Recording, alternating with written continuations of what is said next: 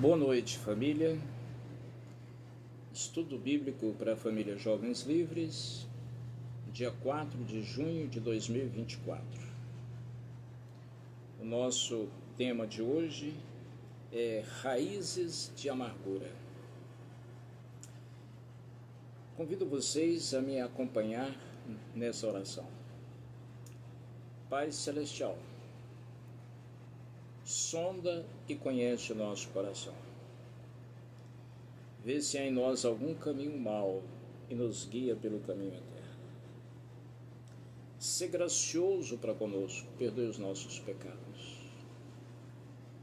E nos abra o entendimento, Senhor, para a Tua palavra. Nos dá a direção do Teu Espírito Santo para que possamos compreender. Quebranta o nosso coração para que possamos obedecer e caminhar de acordo com a Tua vontade. Abençoa o Teu povo, em nome e por amor de Jesus. Amém. Raízes de amargura.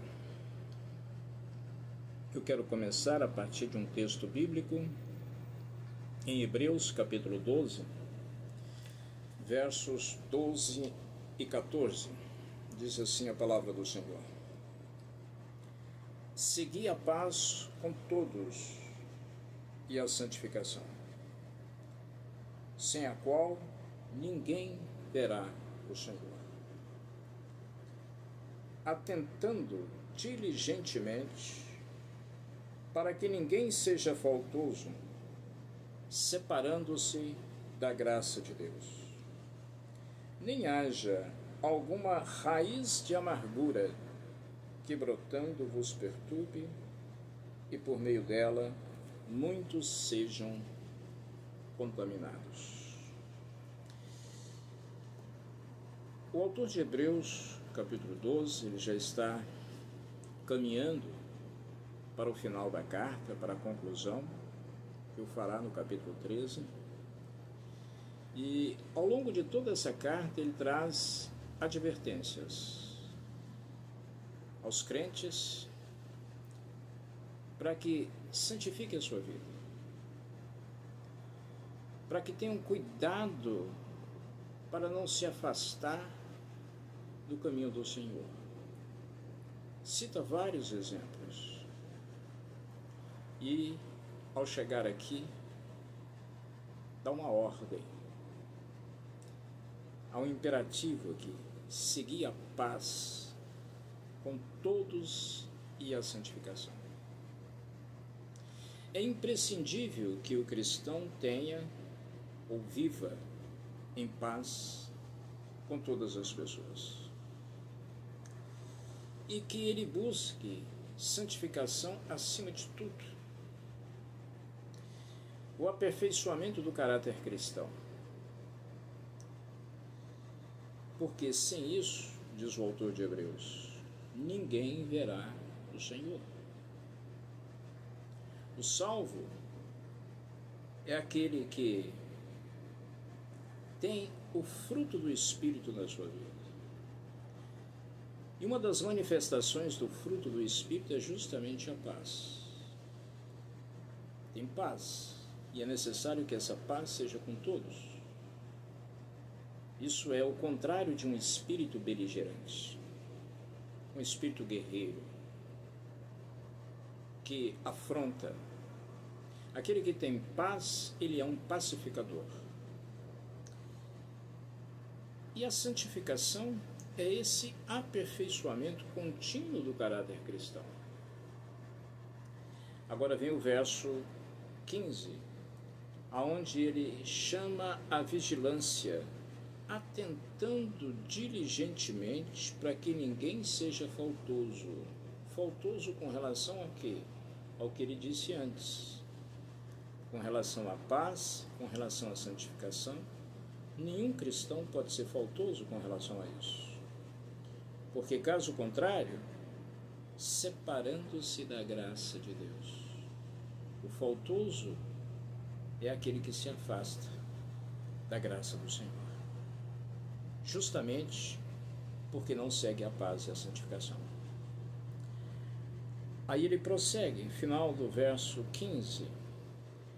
Nem haja, quer dizer, não ser faltoso em relação à paz e à santificação, porque sem isso ninguém verá o Senhor, e que também nenhum cristão tenha a raiz de amargura, para que brotando vos perturbe, por meio dela muitos sejam contaminados. Então a raiz de amargura é algo que perturba ao possuidor dela e é algo que contamina outros à sua volta. Então é algo extremamente pernicioso para a vida cristã. A outra referência de raiz de amargura que nós temos na Escritura é em Deuteronômio 29, 18. Embora o termo usado não seja raiz de amargura, mas eu vou explicar por quê. Deuteronômio 29, 18, e aqui eu vou ler agora em Almeida, Revista e Corrigida, diz o seguinte: para que entre vós não haja homem, nem mulher, nem família, nem tribo, cujo coração hoje se desvie do Senhor nosso Deus e vá servir aos deuses dessas nações, para que entre vós não haja raiz que dê fel e absinto. Deuteronômio trata das últimas exortações de Moisés ao povo que vai entrar na terra. E dentre essas exortações está aqui, que nenhum homem, mulher, família, tribo tenha o coração desviado do Senhor e se envolva com a idolatria das nações para onde eles estão indo, porque caso contrário haveria o que? Raiz que produz fel e absinto. É o mesmo que amargura. Uma raiz que produz fel é amargo. O absinto também é uma vegetação que é amarga. Então é o mesmo que raiz que amargura. E a raiz de amargura aqui está associada à idolatria. A raiz de amargura aqui em Hebreus está associada à falta da paz e da santificação. Portanto, é algo pernicioso à vida cristã. Mas o que vem a ser, então, essas raízes de amargura? São dores, são ressentimentos. Palavra interessante, ressentimentos. É um sentimento ressentido, um sentimento que é sentido novamente. Alguém que passou por uma dor no passado e fica requentando esse sentimento. Isso é ressentimento. É algo que não passa, porque está sendo sempre requentado, sempre ressentido. São feridas enraizadas no coração da pessoa. E essas feridas, esses ressentimentos, faz com que a pessoa crie uma espécie de escamas emocionais para protegê-lo contra outros possíveis ferimentos.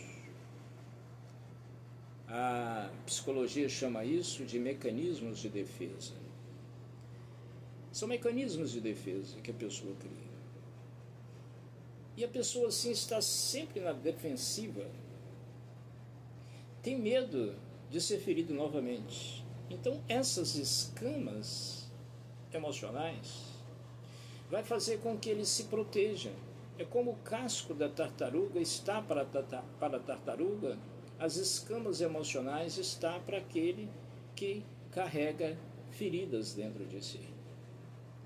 Então, ele se protege com esse invólucro emocional, que pode ser timidez, a pessoa se retrai, não se expõe, com medo de ser ferido novamente. Pode ser o choro, Alguns usam o vício como escamas emocionais para se proteger e para agredir. Através do vício, agride outras pessoas, agride a si mesmo, agride o próprio Deus.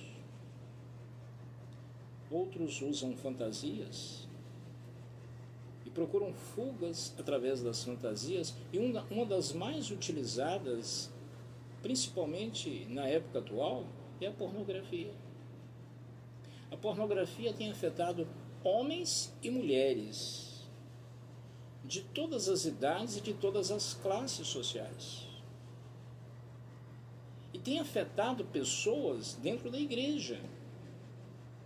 Tem afetado líderes, pastores, presbíteros, missionários, evangelistas, obreiros de uma forma geral. E muitas vezes o que está por trás disso aí, de uma fantasia dessa, é uma tentativa de fuga, uma escama emocional para se proteger contra ferimentos.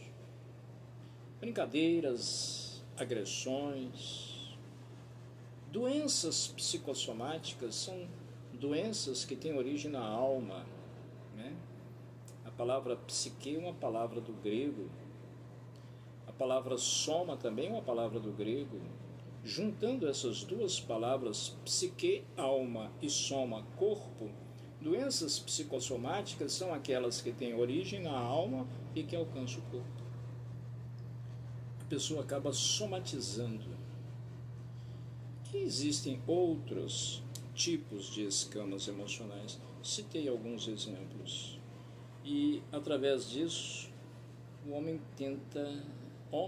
no sentido genérico, o ser humano, tenta se proteger contra possíveis ferimentos. Quais as formas em que a amargura, as feridas, se implantam no coração humano? Existem várias, eu vou citar algumas. Uma delas é a rejeição. A rejeição é o sentir-se excluído. É quando a pessoa se sente excluída, ou rejeitada por pais, por professores, por amigos. Isso pode levar à formação de raízes de amargura dentro de si. Uma outra maneira são as críticas, as depreciações, aquelas críticas negativas, críticas desfavoráveis, que ao invés de causar algum benefício, ao invés de construir, tem efeito inverso, desconstrói a pessoa. E muitas vezes leva a pessoa a ser uma pessoa amargurada, uma pessoa que está sempre na defensiva com medo de ser criticada, sempre na defensiva com medo de ser rejeitada. Outro motivo pode ser ações traidoras, a pessoa que foi enganada, ou através do adultério, ou através de um golpe financeiro, a traição de um amigo, coisas assim que o decepcionou e fez com que se sentisse dessa forma. Alguns planos que são desfeitos, expectativas não realizadas, promessas que são quebradas, isso causa decepção. Injúrias, quando alguém se ofende a dignidade de outra pessoa, e o ofendido, às vezes, guarda essa amargura no coração, isso por anos e anos.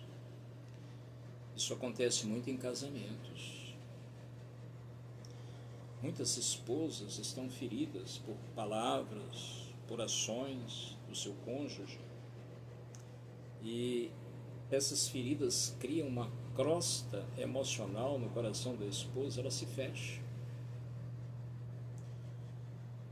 Mulher é sensível, e uma mulher ferida, essa é uma ferida que demora muito a cicatrizar, algumas nunca cicatrizam. Outro motivo são circunstâncias injustas que às vezes a pessoa é submetida, ou no trabalho, ou na faculdade, ou até mesmo na igreja. Isso pode acontecer. Outro motivo são perdas de pessoas queridas, entes queridos, ou perda da saúde, ou perda do patrimônio. São alguns exemplos, não de forma exaustiva, mas colocados aqui de forma exemplificativa, para dar uma ideia daquilo que pode causar raízes de amarguras. Outra pergunta é: quais reações interiores que a pessoa pode ter em relação à implantação da amargura, ou seja, as feridas no coração? Feridas no coração são as feridas mais difíceis de cicatrizar. São feridas que deixam sequelas profundas. E o nosso inimigo sabe disso. E ele procura agir de forma tal a fazer com que as pessoas se sintam feridas emocionalmente. Porque através de uma ferida, sim, ele pode destruir a pessoa. Vamos abrir a palavra do Senhor em Efésios, capítulo 6. Nós vamos ler o verso 12 e posteriormente o verso 16. Efésios, capítulo 6. Paulo está falando aqui da armadura de Deus. Ele fez uma exposição doutrinária na carta de Efésios até o capítulo 3. Esse é o estilo do apóstolo Paulo. Primeiro uma exposição doutrinária. Depois, do capítulo 4 em diante, ele passa a aplicação dessa doutrina. E ao chegar no final do capítulo 6, já na conclusão da carta, ele vai dizer o seguinte, começamos no verso 10. Quanto ao mais, sede fortalecidos no Senhor e na força do seu poder. Em outras palavras, apliquem toda a doutrina que foi ensinada à vida. Doutrina precisa ter aplicação prática, caso contrário ela não serve para nada. Agora, depois de aplicar tudo, aí ele diz, quanto ao mais, depois de vocês fazerem tudo o que tiverem que fazer, sejam fortalecidos no Senhor e na força do seu poder. Ou seja, confie cada vez mais. É o Senhor que vai guardar e proteger de tropeços. Então ele vem o verso 11. Revestivos de toda a armadura de Deus. Deus nos protege nos dando uma armadura. Mas pensa num soldado. Sem vestir a armadura, ele está desprotegido. Soldado à época que Paulo escreveu essa carta, certamente ele tem em mente um soldado romano que usava a armadura chamada panóplia. O exército romano era muito qualificado, muito bem treinado, muito disciplinado. Agora, se esse soldado não lançasse mão da armadura, ele estaria desprotegido. A armadura está lá para protegê-lo, mas ele não a usa, então ele está vulnerável. Assim é o cristão. Deus nos deu uma armadura, mas é preciso que nós a usemos. Então Paulo diz, revestivos de toda a armadura de Deus, para poderdes ficar firmes contra as ciladas do diabo. O diabo vai preparar ciladas no nosso caminho. E para nós passarmos por essas ciladas e sairmos vitoriosos, nós precisamos estar revestidos com a armadura do Senhor.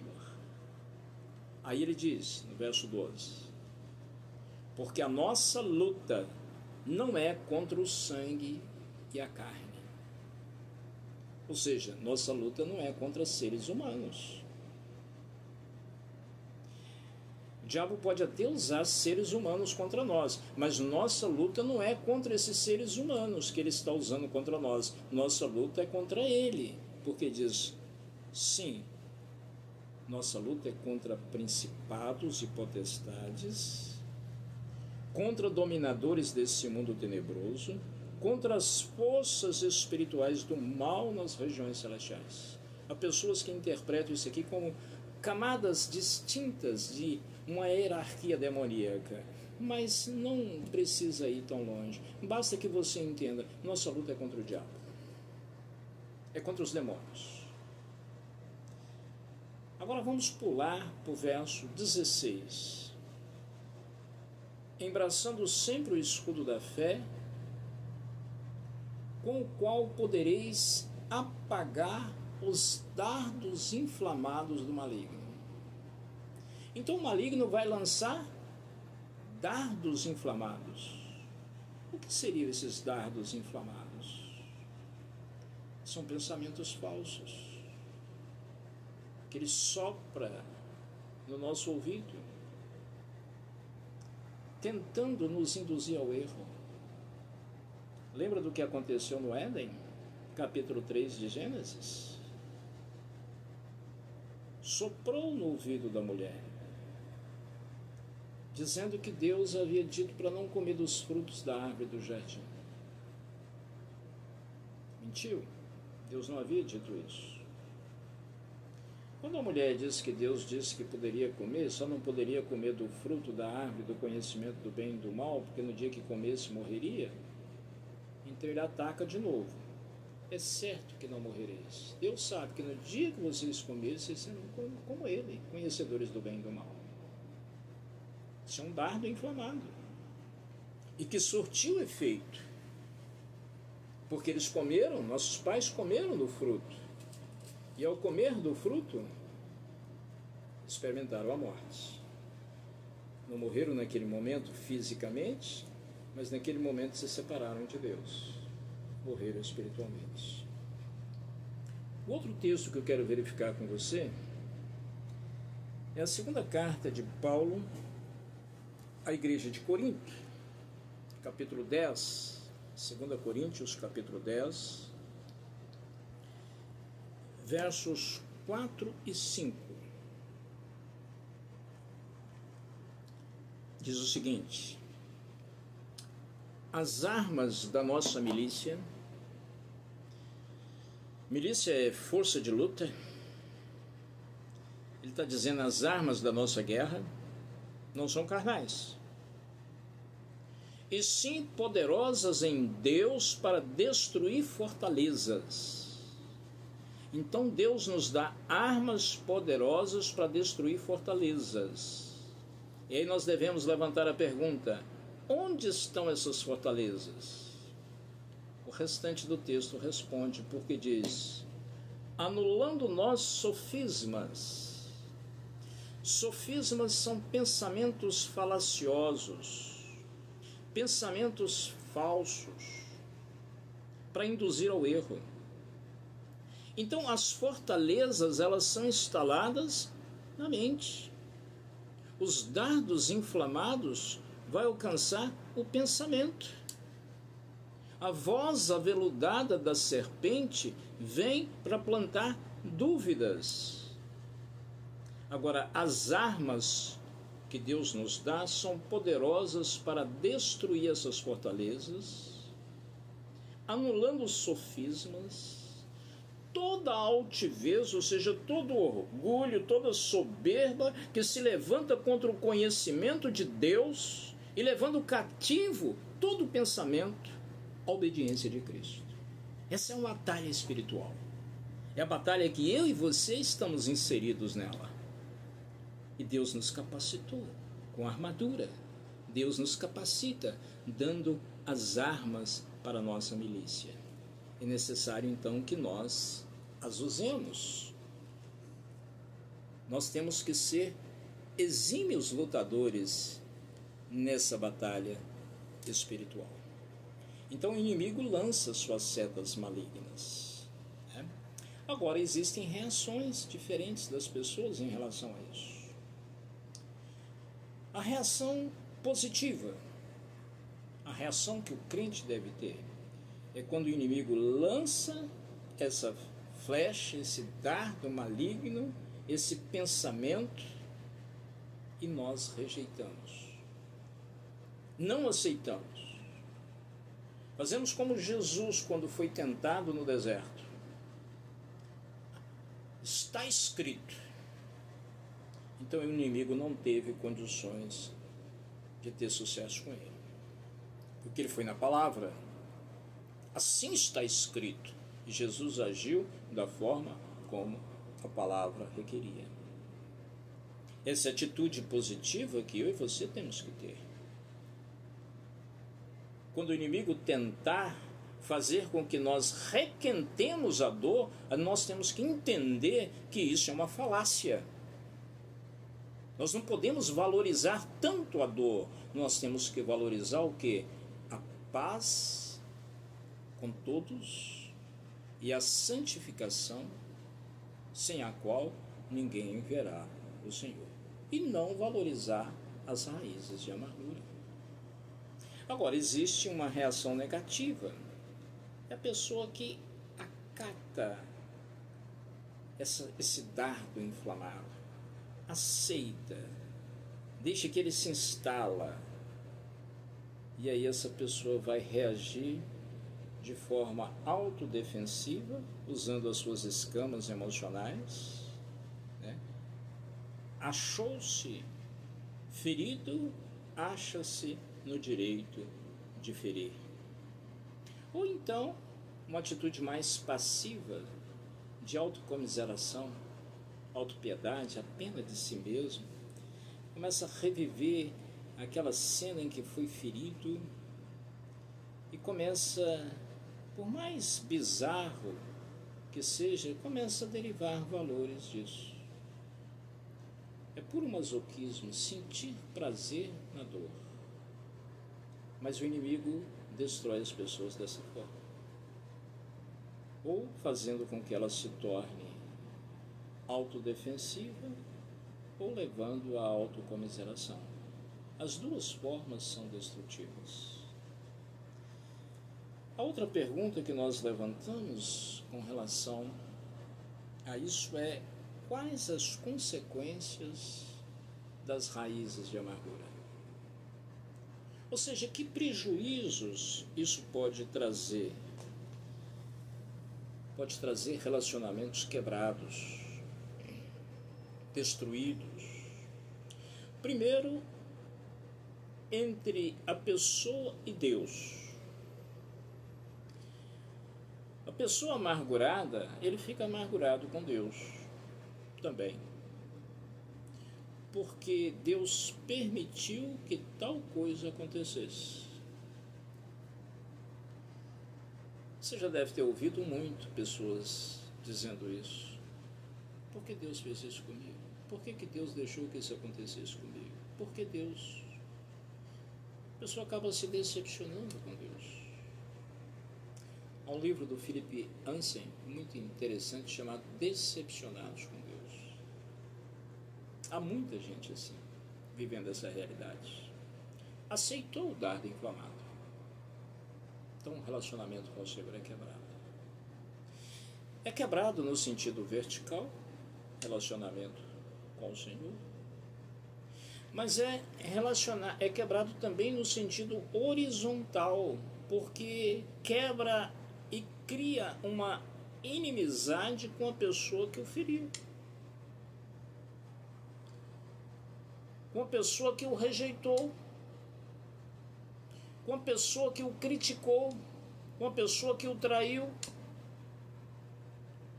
Cria uma inimizade, quebra então um relacionamento também no nível horizontal. E quebra também consigo mesmo, relacionamento interior, amargura. Às vezes a pessoa acaba ficando amargurada consigo mesmo.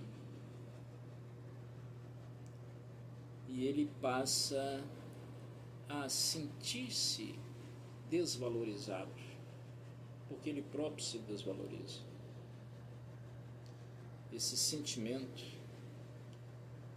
é profundamente destrutivo. Baixa autoestima. E a pessoa acaba tentando levar outros a sentir pena dele, quando ele não se torna agressivo. Algumas explosões também de ira podem acontecer. A pessoa se torna extremamente agressiva. A amargura no coração é como um vulcão que pode estar adormecido, mas pode entrar em erupção em algum momento. É como se o interior ficasse ali fumegando.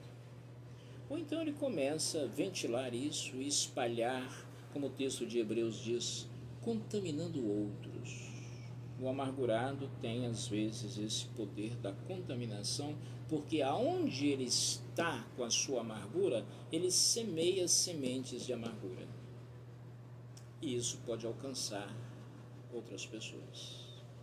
Além das doenças psicossomáticas que nós já falamos, aquelas doenças que têm origem na alma e que são somatizadas pelo corpo. Esse é o problema, mas qual a solução? A pessoa que se encontra nesse estado, a primeira coisa é admitir, o que não é fácil, admitir que há amargura no coração. E o coração foi ferido um dia, e essa ferida nunca cicatrizou, porque a pessoa não deixou cicatrizar, foi requentando o sentimento. Então, como sair disso? Como receber essa cura interior? Em primeiro lugar, tem que reconhecer que a amargura é pecado. Nós falamos do apóstolo Paulo lá na carta aos Efésios, vamos voltar a ela, agora no capítulo 4, quando Paulo, depois de fazer a exposição doutrinária até o capítulo 3, passa do capítulo 4 em diante, fazer a aplicação daquela exposição, aqui no verso 31, ele diz assim: longe de vós toda amargura, e cólera, e ira, e gritaria, e blasfêmia, e bem assim toda malícia. Esses sentimentos não podem se instalar no coração, porque são pecaminosos. É algo para estar longe de nós, não é algo para a gente atrair para si, de forma nenhuma. Não aceitar. Você só será ferido se você aceitar a afronta, a injúria, a rejeição. Só se você aceitar. Quando você aceita, você está se tornando vulnerável e aberto a novos ferimentos. Por mais que você use de escamas emocionais, você será ferido. Essas escamas vai ter brechas. Então reconheça, amargura é pecado. Se é pecado, eu não posso abrigar dentro de mim algo que vai me afastar do Senhor. Eu não vou aceitar. Eu tenho que ter controle sobre isso. E se eu sou crente, eu tenho o fruto do Espírito, e uma das manifestações do fruto do Espírito é domínio próprio. É o controle sobre si. Controle sobre as emoções. Então, não vou aceitar. É pecado. Me afasta de Deus. Em segundo lugar, relembre o momento que foi ferido, a situação que foi ferido, e analise isso sobre a ótica da palavra de Deus. Talvez aquele ferimento não é real, no sentido de que tenha vindo da outra pessoa, mas é algo que, pela sua fragilidade emocional, você mesmo se feriu. E você mesmo se feriu com as palavras ou ações da outra pessoa, cuja intenção não era te ferir. Mas você pegou aquelas palavras ou ações e feriu a si mesmo. Então, relembre isso. Peça ao Espírito Santo de Deus para trazer à sua mente, reconstruir a cena, o momento, para que você possa analisar sob a direção do Espírito e sob a ótica bíblica. Analise. Depois de reconhecer tudo isso, essa cena, clame ao Senhor. Fale com o Senhor Jesus, aquele que tem poder para curar. Quando você lê o Evangelho, você vê Jesus curando em diversas ocasiões. Se ele curou leprosos, curou paralíticos, curou cegos, curou surdos, curou mudos, curou diversas enfermidades. E se Jesus não pode curar a sua ferida emocional? Ou será que a sua ferida emocional está além do poder do Senhor Jesus? Paulo, escrevendo aos Filipenses, vamos abrir em Filipenses capítulo 4. Paulo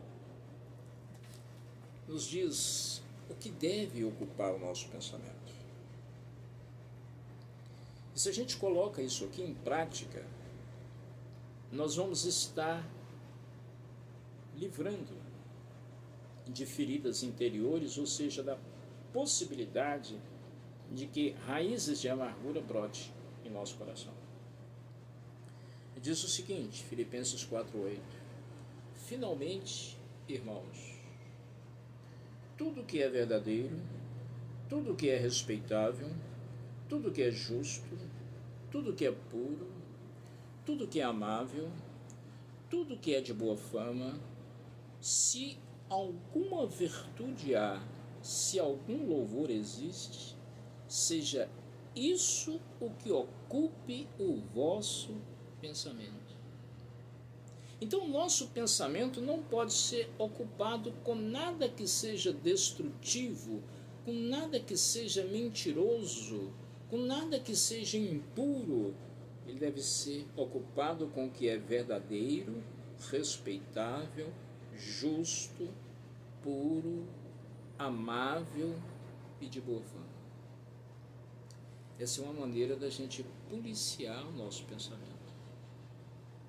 Pensamentos ruins vêm, mas a gente costuma dizer, e eu digo isso constantemente para os alunos no internato: você não pode impedir um pássaro de assentar na sua cabeça, mas você pode impedir o pássaro de fazer ninho na sua cabeça. Os pensamentos são assim. Nós não podemos impedir que um mau pensamento venha à nossa mente, mas nós podemos impedir que ele fique. Lembra das fortalezas de 2 Coríntios capítulo 10, 4 e 5? As fortalezas estão aqui. Quando elas são construídas por pensamentos que são contrários a esses aqui que o apóstolo Paulo está dizendo. E os pensamentos contrários a esse é aquilo que não é verdadeiro, aquilo que não é respeitável, aquilo que não é justo, aquilo que não é puro, aquilo que não é amável, aquilo que não é de boa fama. Isso não pode ocupar o nosso pensamento. Abra mão da sua dor, do seu ressentimento, da sua mágoa, da sua ferida, do seu desejo de vingança. Você vai ver o tanto que você vai crescer. tanto que você vai sentir paz com os outros e vai crescer em santificação. É isso que tem que ocupar o nosso pensamento. O pensamento de ter paz com os outros e crescer em santificação. Por último, perdoe aquele que te feriu. Vamos ler mais um texto, Mateus capítulo 18, verso 21 e 22. Mateus capítulo 18, versos 21 e 22. Então Pedro, aproximando-se, lhe perguntou: Senhor, até quantas vezes meu irmão pecará contra mim que eu lhe perdoe? Até 7 vezes? Jesus havia acabado de ensinar sobre o perdão. Pedro vai e faz essa pergunta. Na mente dele estava o seguinte: os fariseus diziam que deveria perdoar até 3 vezes. Então Pedro pensou: 7 é o número da perfeição. Se eu perdoar até 7 vezes, eu estarei, então, perfeito. Pode ter sido esse o pensamento dele. O que Jesus responde a Pedro? Verso 22. Respondeu-lhe Jesus: não te digo que até 7 vezes, mas até 70 vezes 7. E com isso Jesus quer dizer, não há limite para se perdoar. Então perdoe quem te feriu. Quer tenha sido intencional ou não, perdoe. Porque quando você perdoa, o maior beneficiário é você mesmo. Porque você está guardando o seu coração para que nele jamais venha existir raízes de amargura. Quando você perdoa, você está buscando a paz com todos. Está buscando a santificação, porque sem ela ninguém verá o Senhor. Que Deus te abençoe, nos abençoe, nos guarde e nos dê condições de viver uma vida genuinamente cristã. Oremos. Querido e santo Deus, eu quero invocar Tua bênção sobre a família Jovens Livres. Essa extensão que nós amamos. Famílias que foram feridas de diversas formas. Alguns ainda podem trazer feridas no coração. Sentimentos amargurados. E eu quero clamar ao Senhor em nome de Jesus, que visite o coração ferido. Que passe o bálsamo curador. Que conduza ao perdão. E que cure as emoções. Abençoa a família Jovens Livres, Senhor.